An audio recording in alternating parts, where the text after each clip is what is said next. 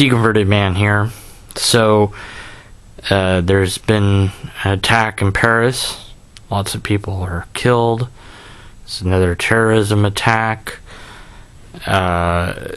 Human lives are being lost unnecessarily. And I wanted to talk about the logical fallacy of ad baculum, the appeal to the stick. I wanted to talk about the might makes right mentality that, for whatever reason, we humans can't seem to escape from.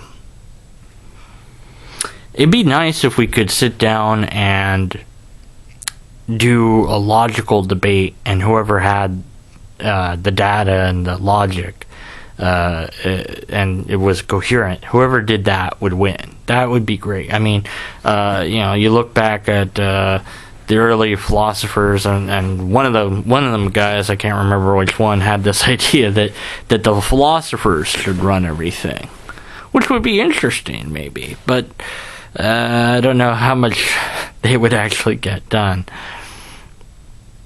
But appeal to the sick, appeal to force. So this is illogical. It's not a valid argument.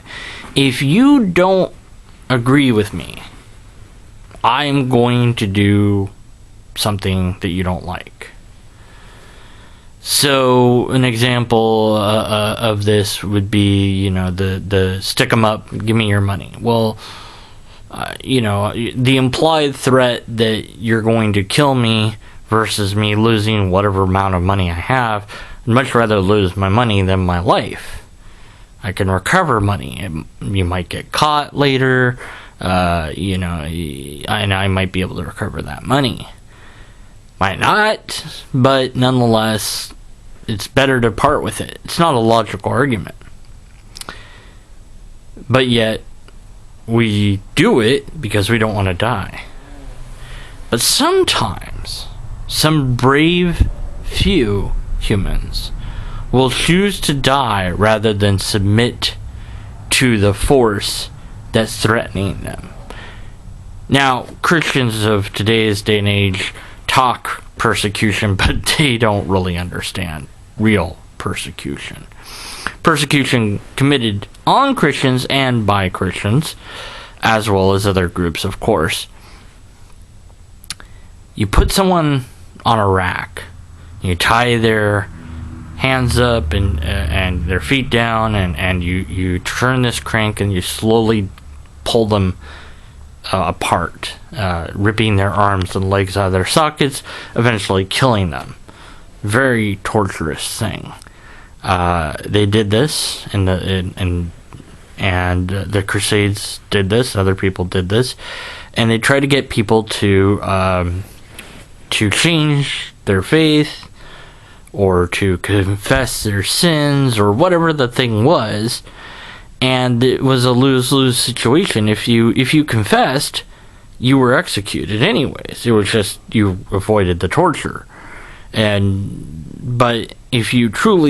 But what it did was the opposite. It made people more convinced to stick by their conviction. So torture has never shown to be a reliable thing to get information, because the person might just make up stuff to get out of it, or might just say, yeah, sure, I convert to your religion, whatever. Although that might not save their life, and they might think, well, it's better to lie and ask for forgiveness from my deity later than to die now. But they might die anyways. But when we go to war over anything, I see it as a failure of human intellect.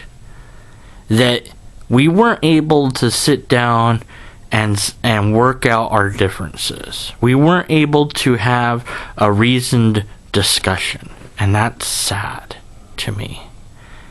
That's a critical failure. And I don't know whose fault it is.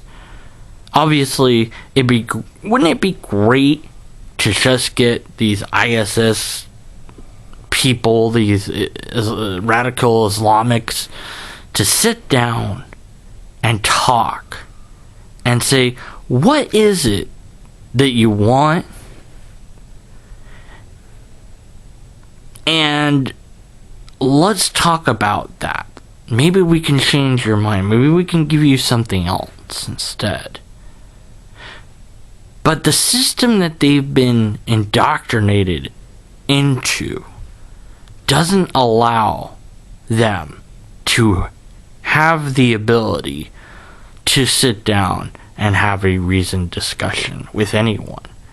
What they want is to kill everyone that's not them, that's not part of their group. It's like, at least give us a chance to join your group. So they should say, join our group. And then if they say, no, okay, we're going to kill you now. Well, at least you gave us a chance, but they're not even doing that. They're just killing people left and right. So, how do we fix that? Because, yeah, we can tell Muslims and such to encourage critical thinking and logic and reason, and maybe install schools that mandates informal logic and critical thought, and yeah, the next generations will all have this, and that's great. But what about the bad guys and gals that are out there now that don't have that? Doesn't fix the now problem.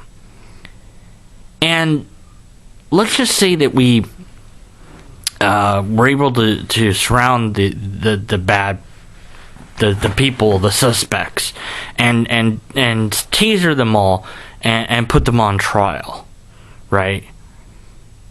And lock them up. Well, that now we've removed them from society, so we won without shedding blood. But we don't get that chance because their tactics are so swift and brutal that deadly force is the only force that's a real option. And that saddens me. It saddens me deeply. That the only way to respond to an ad baculum is with an ad baculum. The only way to stop them is to kill them. That is tragedy. And yeah, there's all sorts of different non-lethal sort of weapons and stuff that we've developed or in development. But the thing is, you have this weird ethical quandary. These people ran in and blow themselves up. They're already dead. Now what? You can't kill them. You can't stop them. It's done. You can't undo it. So if you see them running in, it'd be great to use non-lethal force to stop them, just in case they might be a bad person.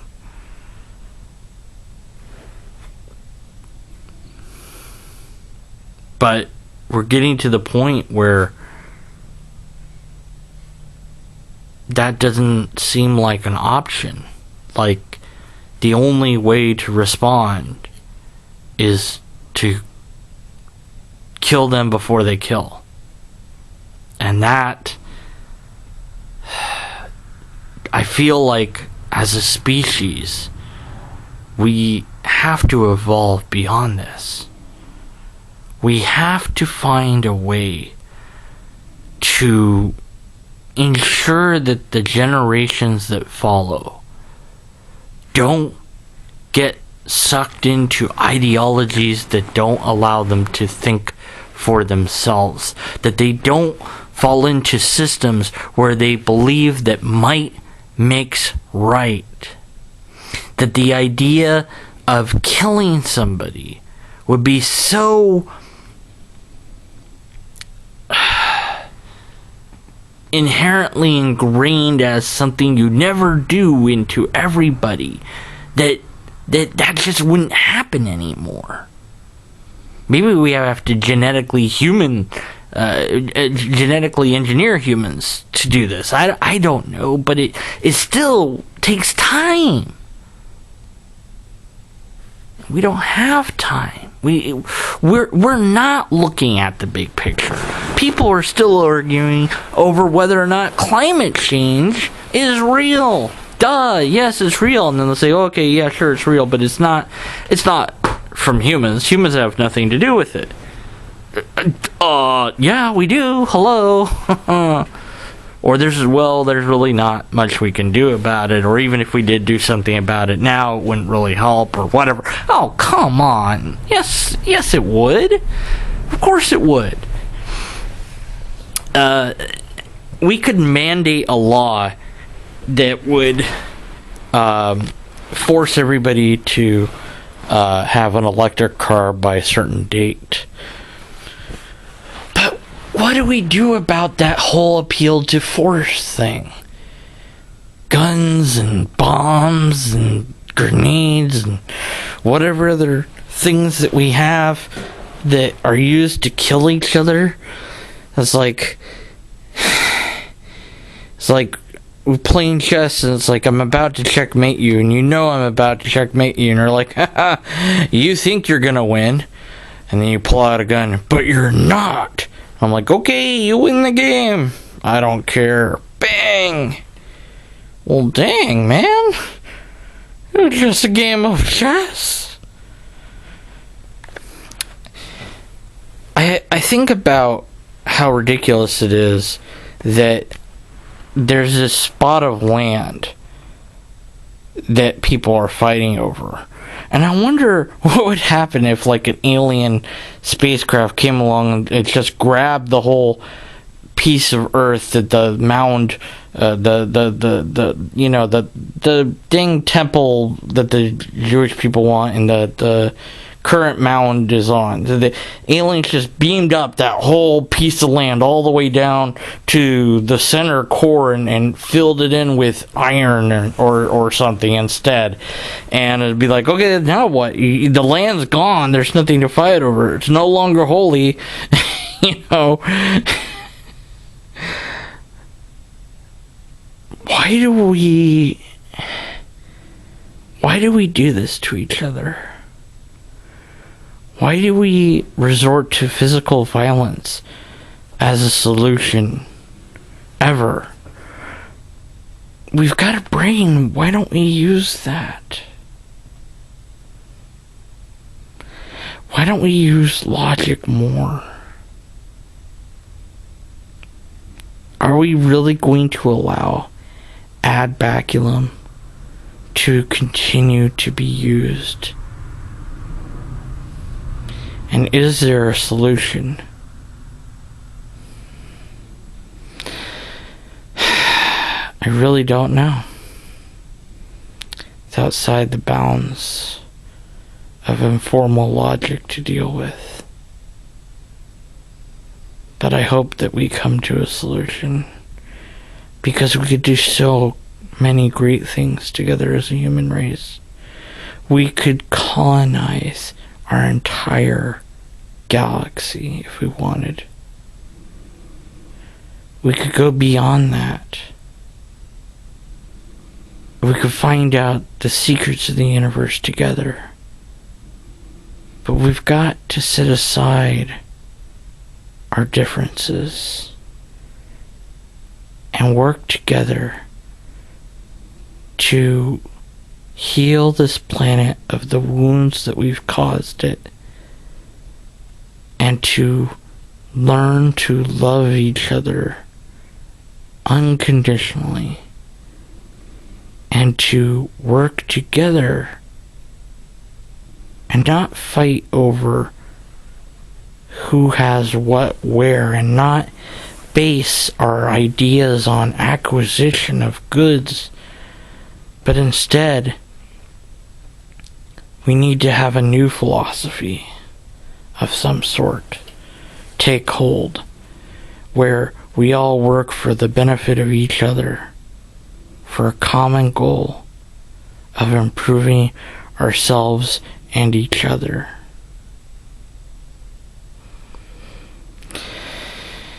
And it's a dream. It is a dream. But it's one worth trying to achieve, I think.